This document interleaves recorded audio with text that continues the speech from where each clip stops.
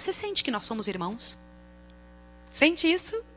Oh, que coisa boa. Você sente que nós somos irmãos de verdade? Que fazemos parte não somente de uma época no mundo. Não somos somente contemporâneos neste mesmo planeta. Nós somos irmãos de verdade. Essa pessoa que vocês estão vendo aqui agora, vocês vão ver pela eternidade inteira. Sabem o que significa isso?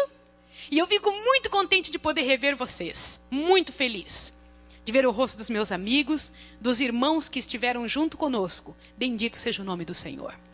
Hoje é o Dia Internacional da Mulher. E antes de abrir a minha Bíblia, eu queria perguntar se você tem alguma ideia ou imagina qual personagem que eu escolhi para falar durante esse final de semana. Ah, quem você acha, Moisés? Ruth. Ah, muito bem. Você, professor Marcos? Esther. Quem mais quer arriscar?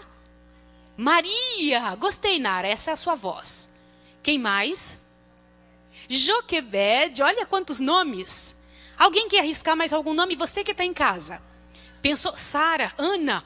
Olha quantos nomes eu ouvi dizer aqui. Maria Madalena. Vocês estão vendo que infinidade de nomes e ideias fantásticas. E você não precisa ir muito longe para tentar lembrar. Quem foram estas pessoas?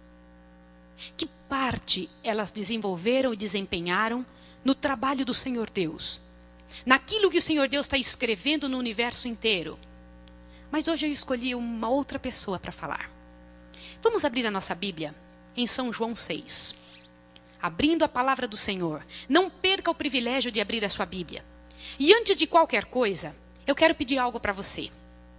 Esse final de semana tem que ser um final de semana glorioso. Sabe por quê? Porque este final de semana não volta mais. A razão do porquê ele tem que ser muito bom é que você pode planejar coisas grandes. Pode planejar coisas boas, assim como o Senhor Deus planejou coisas boas para você também. Nesse final de semana, faça o melhor do que você puder. Traga a sua Bíblia.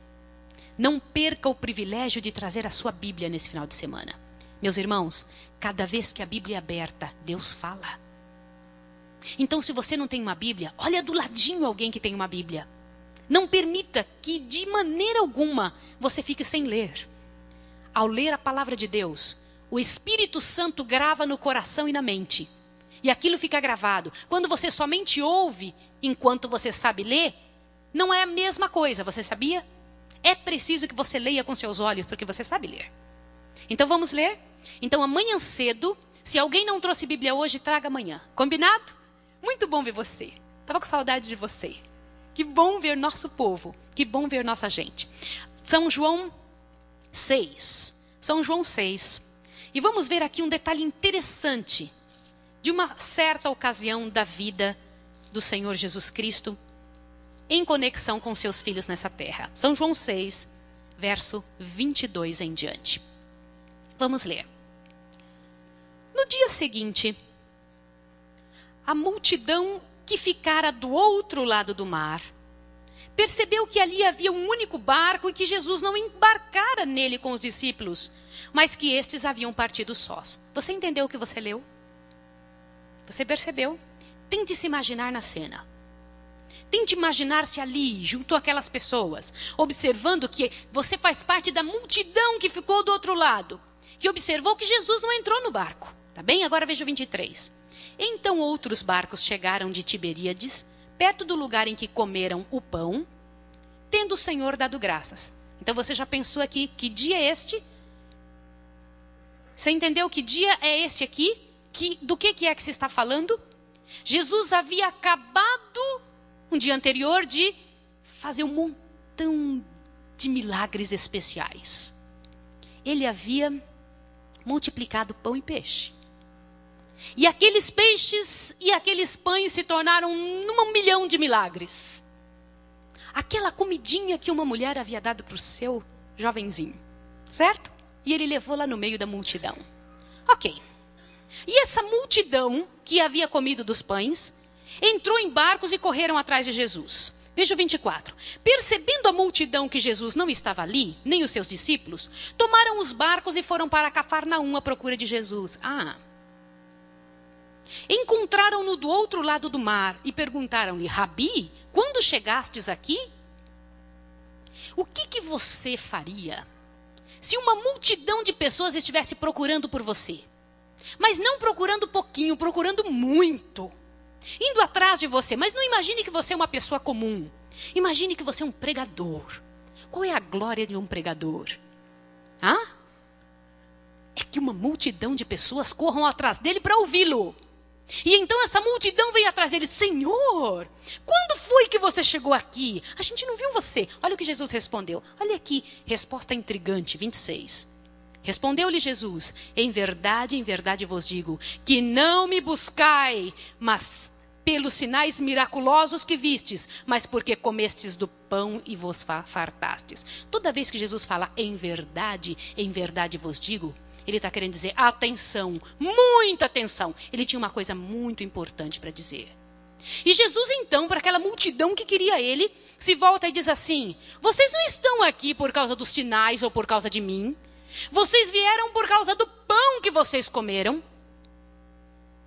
E aí ele continua: trabalhai, não pela comida que perece, mas pela comida que permanece para a vida eterna, a qual o Filho do Homem vos dará, porque Deus o Pai o marcou com o quê?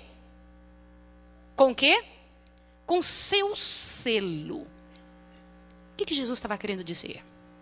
Jesus estava querendo dizer o seguinte: tem pessoas que estão me seguindo por interesse pessoal apenas. Estão me seguindo por uma motivação de ordem essencialmente humana, de interesse humano e egoísta. Irmãos, isto não está errado. É bíblico. Na Bíblia nós encontramos isso. E de certa maneira nós chamamos isso em teologia de motivação egoísta ou motivação egocêntrica. É a motivação que as pessoas têm que seguir a Jesus porque ele atendeu, está atendendo e vai atender às suas necessidades pessoais e humanas. Na verdade, o mundo cristão está dividido em dois grupos. Um grupo de pessoas que está seguindo a Jesus porque querem ir para o céu. E outro grupo de pessoas que está seguindo a Jesus porque tem medo de ir para o inferno. A maior parte do mundo está seguindo a Jesus porque tem medo de ir para o inferno. E outros porque querem o céu. Isto não está errado. É bíblico, como eu já disse. Em princípio, Jesus despertava essa motivação nas pessoas. E ele começava transformando o coração delas, cuidando de suas necessidades materiais, emocionais, sociais, e então envolvia elas até em comida. Jesus fazia isso. Por isso que Jesus era muito amado. Líder é aquele que é capaz de desenvolver nas pessoas e dizer: olha, você está precisando de tal coisa. E depois de dizer o que a pessoa está precisando, aquele líder vai até aquela pessoa e diz: eu vim aqui para suprir essa necessidade. Isso é um líder. E Jesus fazia exatamente isso. Ele gostava de fazer isso. Ele chegava no meio de uma multidão e dizia: o que vocês estão precisando é de tal coisa. Mas ele nunca ia no centro primeiro. Ele sempre começava ao redor, envolvendo a pessoa como se fossem dois braços. E as pessoas seguiam a Jesus, Moisés, porque ele curava o corpo delas, a emoção delas, curava a alma delas. E depois de curar as pessoas, Jesus ainda dava comida. E por que Jesus dava comida no final? Porque dar comida conforta as pessoas. Ele gostava de confortar as pessoas. E então as pessoas ficavam nesse interesse de seguir a Jesus. Seguir a Jesus porque Jesus motivava elas a seguir a Jesus por causa destas coisas. Esta motivação egoísta. Mas, meus irmãos, embora isso seja bíblico e não esteja errado, é somente o começo da vida cristã. É como se fosse a primeira marcha do carro, para quem tem carro a marcha, para quem entende o que é um carro a marcha. Mas depois vem as outras marchas. E a vida cristã que fica simplesmente na primeira marcha é mais ou menos assim. Quando você está dando estudo bíblico para uma pessoa, você chega para ele e fala bem assim: olha, você poderia parar de fumar, porque Jesus se interessa na sua saúde. Jesus quer que todas as suas células, o seu corpo, o seu cabelo, a sua pele, sejam muito bonitos. Deus quer que você fique bem. E aquelas pessoas que se preocupam com esse detalhe, elas falam: Deus se preocupa com isso? Fala: se preocupa? Nossa, que Deus legal.